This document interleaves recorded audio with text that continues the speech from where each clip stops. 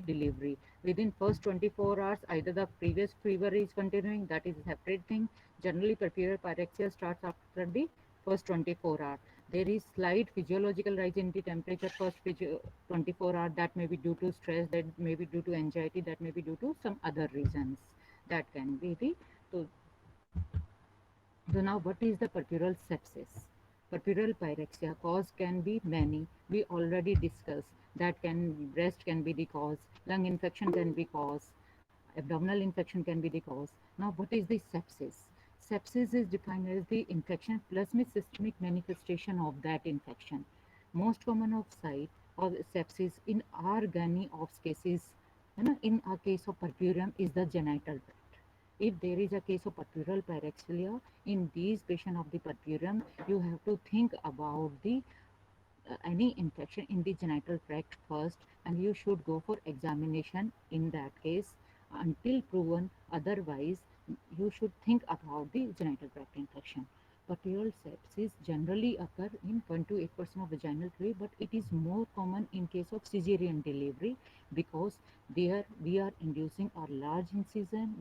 Secondly, we are catheterizing the patient. We are opening the abdomen. So in cases of cesarean, we are inducing the patient. In cases of cesarean, chances are more of the sepsis as compared to normal delivery.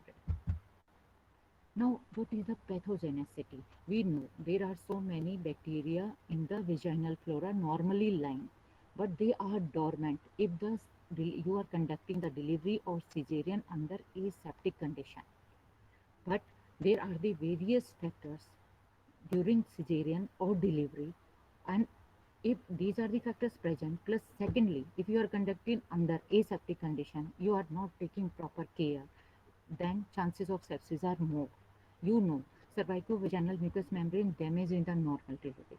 Secondly, when you are doing a cesarean or either a patient delivered, then placental site from where the placenta is removed during the third stage of labor, then it converted into a big open wound. And if there are blood clots, like if there is any pph, if you are taking a long time in closing the uterine incision and there is bleeding, you are not achieving complete hemostasis either in episiotomy repair or in the caesarean repair, in the scar repair. If you are not going for complete hemostasis, blood clots are present, then blood clots are the site for the bacteria to grow. This is a very good media to bacteria to grow. So these are the factors at that time due to which these dormant bacteria under aseptic condition become the causative firstly. That is, these are the bacteria that are the endogenous, and sometimes they came from the exogenous source, or sometimes they came from the autogenous source, like lung infection is there, or exogenous, like through the doctor, through the staff nurse who is conducting, through the dye who is conducting, or through the instruments.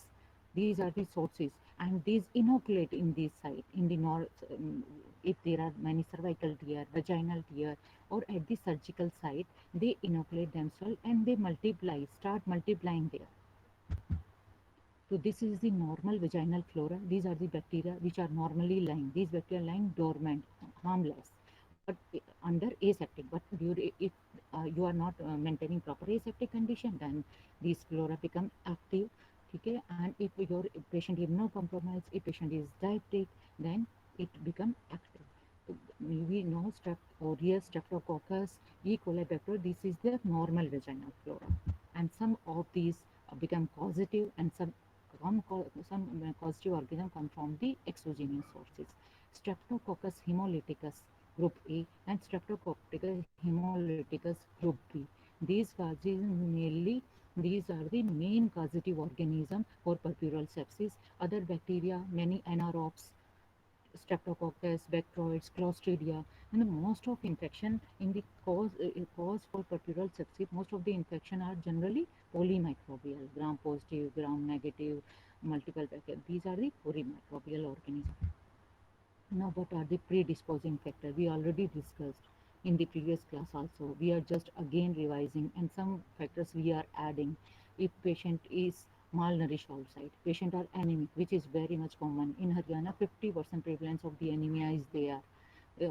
If patient go in the complaining of history of premature rupture of membrane, If she is a patient of HIV, if a patient of already she had the history of tuberculosis, or if she is an active case of tuberculosis, and if patient has gone through the cesarean delivery, if repeated you are doing repeated vaginal examination, every early you are doing under aseptic condition, you are doing vaginal examination. If patient is already dehydrated, if pph is there or aph there, antepartum hemorrhage there, like bleeding is there, and if you use the forceps delivery, vacuum delivery, any other destructive procedures you are doing, then these can be the predisposing factor in which these bacteria under aseptic condition become the causative for the puerperal sepsis. Now, mode of infection already discussed. This can be exogenous, this can be endogenous, and this can be autogenous.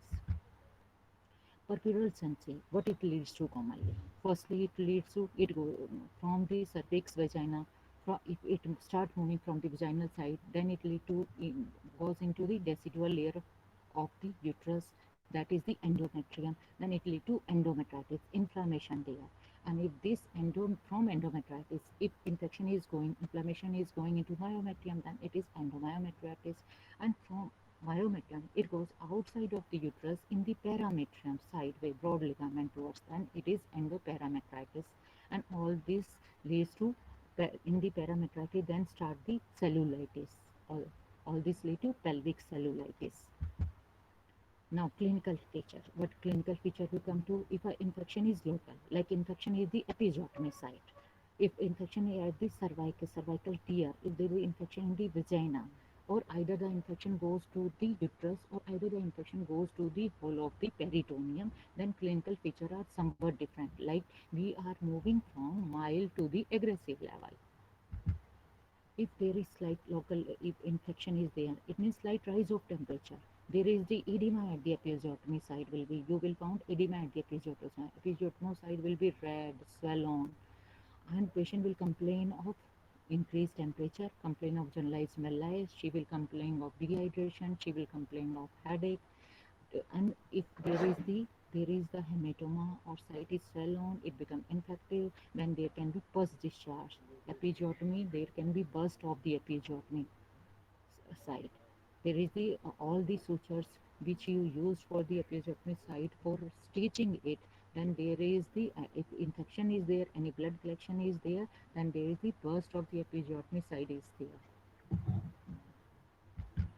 Now, uterine infection from the episiotomy site, if infection going up to the uterus, okay, there is more increase in temperature, pulse rate increases much more compared to temperature, and the lochia, which we already discussed in the previous chapter. Okay, this is the discharge which is coming from the uterus in the puerperian period, and this is puerperal, that is a rubra, serosa, alba. This discharge becomes offensive and it becomes copious, high,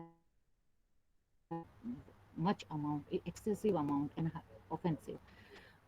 And we already discussed about the involution of the uterus. In these cases, where the sepsis is there, uterus involuted less compared to the normal. In the 6 weeks, uterus come to the previous size, and in the 10 days, uterus become from the abdominal organ. 10 to 12 days, it become a pelvic organ. Okay, this if infection is there, this involution is slow. The uterus may be subinvoluted. On examinator, uterus can be on the 13-14 day. It can be of 16-week size, 14-week size. You can palpate it through the abdomen.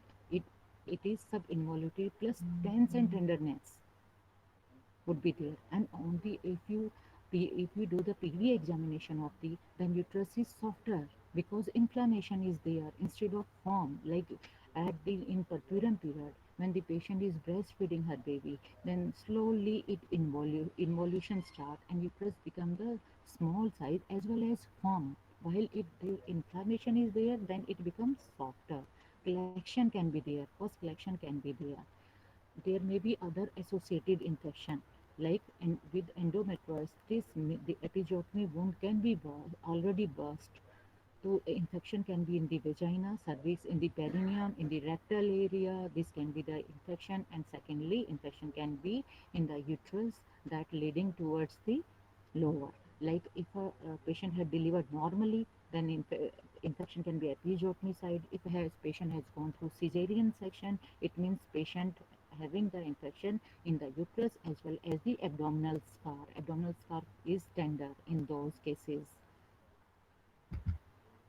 Now the spreading of the infection, local infection, then uterus infection spreading, we already discussed. It will start going towards the parametrium. From the parametrium it goes towards the whole peritoneum, and there is the tubo-ovarian masses in the side. There can be pelvic abscess. On the examination you can find the bilateral fornices are not clear. There is fullness, there is a mass, there is lying into 5 into 6 centimeter mass, and that is dense, tender. Logia is foul smelling. Uterus is tender. It means it's a clear cut case of peritoneal sepsis. And from this, patient goes into the total peritonitis. And in these cases, sometimes these patients already dehydrated. Hypercoagulability is there during this phase. Hypercoagulability plus secondary inflammation is there. So you can find deep venous thrombosis in this case. So you have to go through examination from head to toe.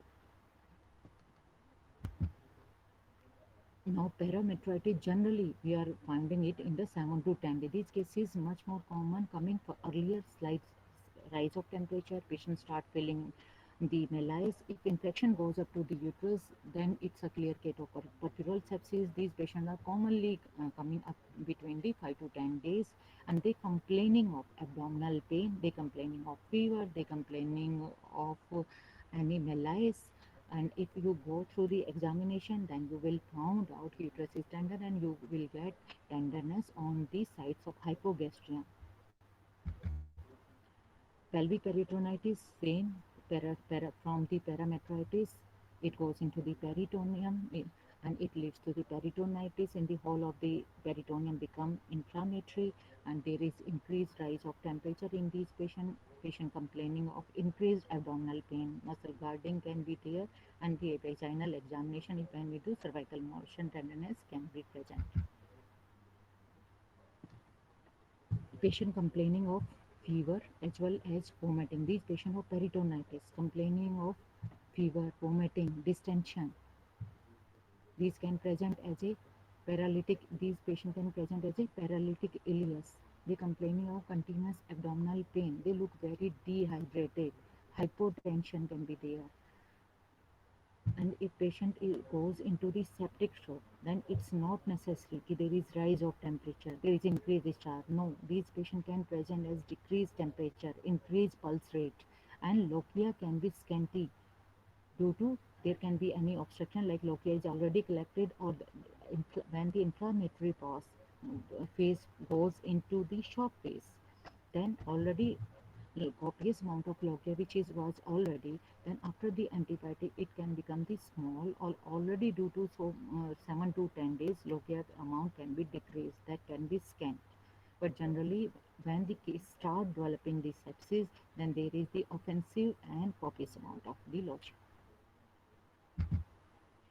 Common symptom of the sepsis. Now what will the patient will sometimes be, which the pathology or clinical feature we already studied, we can tell is what can be the symptoms. That can be we already discussed. Fever can be, chills and rigor can be the symptom, diarrhea, vomiting, abdominal distension can be cause, you know very well, exotoxin, toxic shock syndrome, this can be the cause. If breast is the cause for the infection like mastitis is the cause, then you can get breast engorgement or redness can be there. Multiple skin infection, then you will get rash with these. Skin infection can be the cause for peritoneal. Generally, genital tract infection is the cause, but you have to rule out there should not be any mastitis. You have to rule out there is no atelectasis, there is no lung infection, there is no COVID-19, there is no thrombophlebitis. You have to examine the patient, and you have to examine locally. You have to go for per speculum examination, per vaginum examination. You have to see the local wound, how the episiotomy is clear or not, how it is healthy or not, lochia is healthy or that is the copious or foul smelling, what is the size of the uterus, it is properly involuted or sub-involuted, there is any other mass, maybe any other hepatomegaly is there, any other cause for the portal hypertension, ascites, any other like PO mass can be there, that can be infected. You have to take the proper general examination as well as the systemic examination in those cases.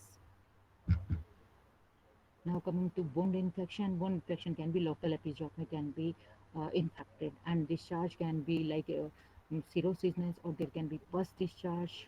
If serosinosis, then we have to think more about the streptococcal infection. If this is highly foul smelling, then we have to think of polymicrobial or anaerobe. Patient complain of cough can be there. The patient side by side, if patient is a sepsis, then UTI may be the cause for the sepsis.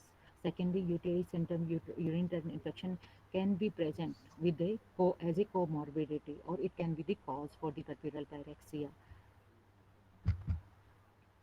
Now coming to the clinical examination, I already told you we start the examination from the general, then the physical examination and systemic examination, and you have to see all the proper involution is there is no DVT, you have to rule out these cases.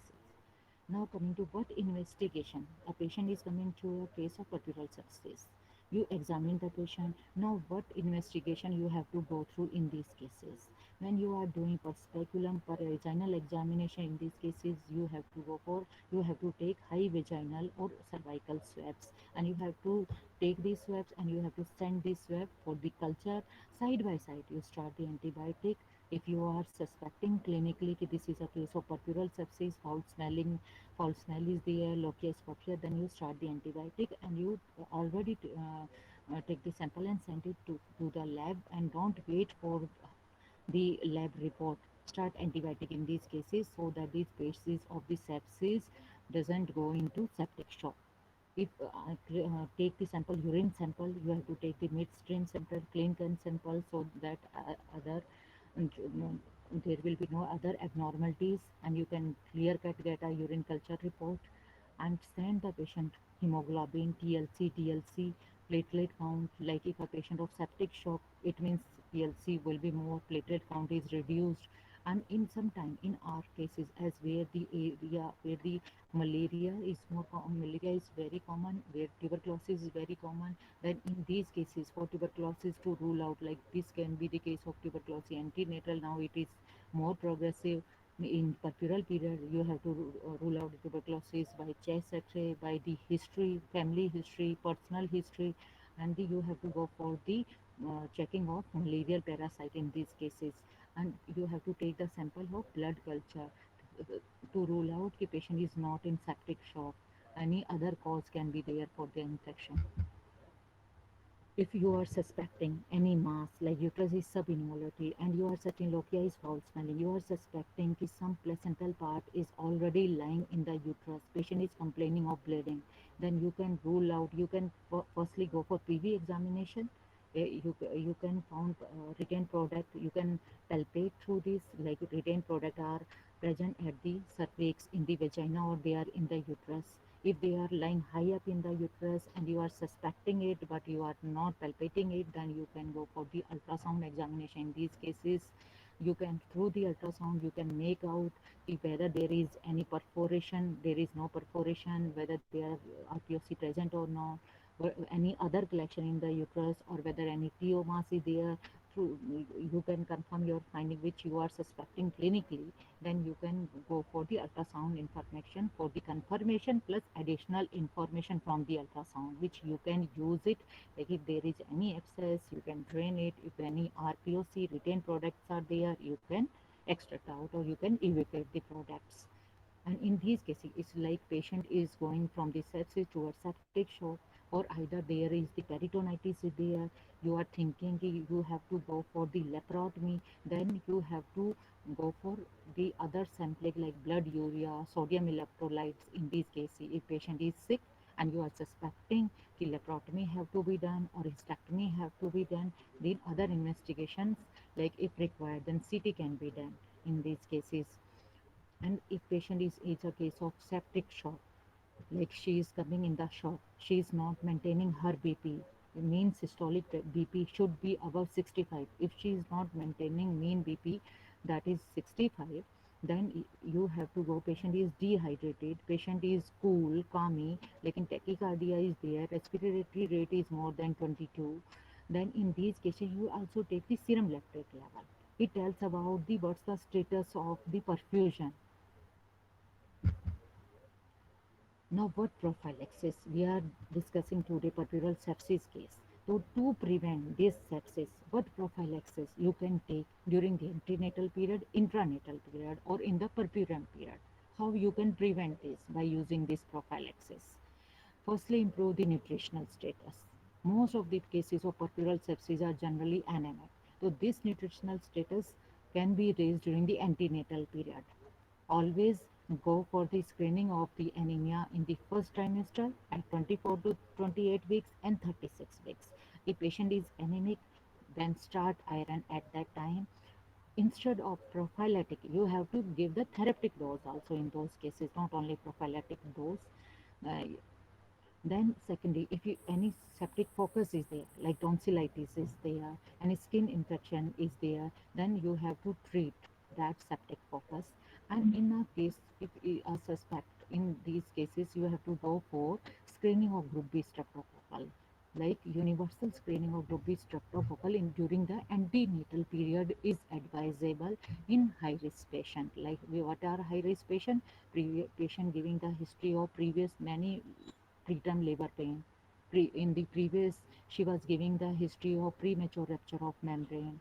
Then in those cases, screening of the group B streptococcal should be done in the antenatal period, and depending on that screening, you can go for the antibiotics. Then during intranatal, what prophylaxis you should take during the when you are during your posting in the labor room? Then any delivery should be always conducted after taking the aseptic conditions. Full surgical steps should be there. You should wash your hands, you should wear the gloves, you should cover your face, especially in this time when infection can from you can transfer to patient, or from the patient infection can transfer to you. Personal protective care should be taken at the time of the delivery, and proper use of the antibiotic, like before giving the before the just you deliver the baby, and before cutting the wound, just give the prophylactic dose of the antibiotic at the time of cesarean section. Now, during the postpartum period, what you do after delivery, safety precautions should be taken for at least 1 week. You have to tell the attendants there should be not so many visitors with patient. Proper sanitary pads should be given to the patient. And if a patient of group B streptococcal or any other particular infection, like at this time COVID, these should be kept in the isolated room. What general care? A patient is coming to you of peripheral sepsis. What general care you will take? You will, if patient is highly infected, you will isolate the patient. Secondly, you have to send the patient for group B streptococcal, and if these are coming positive, then in those cases also you will isolate the patient. You will start with the proper IV infusion. You will start antibiotic. If the patient is anemic, then you will start either give her oral iron, or either if she's hemoglobin is less than 6, if patient already a case of PPH, then you will start the blood transfusion in those cases. If patient complaining of any urinary retention, then you have to give indwell the catheter in those patients. And if the patient on the examination you find out it like a pus collection in the pouch of Douglas, in those cases you can go for culdocentesis, and you can put a catheter in the Caldry sac, so that that excess drain from that catheter. And you have to maintain proper TPR charting. ठीक है, that is the temperature, pulse, respiratory rate charting in these cases.